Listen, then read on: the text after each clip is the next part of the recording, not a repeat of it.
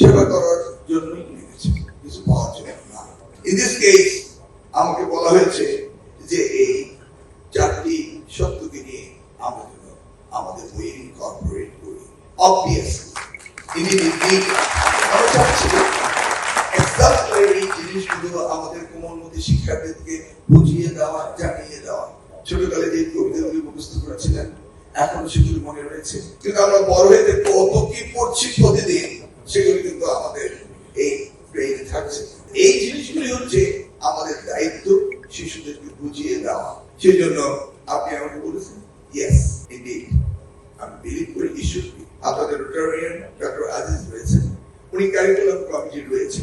আমি বললাম কি ব্যাপার, বললেন কি ব্যাপারে ঢুকেনি কেন? উনি বললেন যে আপনি অলরেডি লিখিত দিয়ে দিয়েছেন, আমার কিন্তু খেয়াল নেই।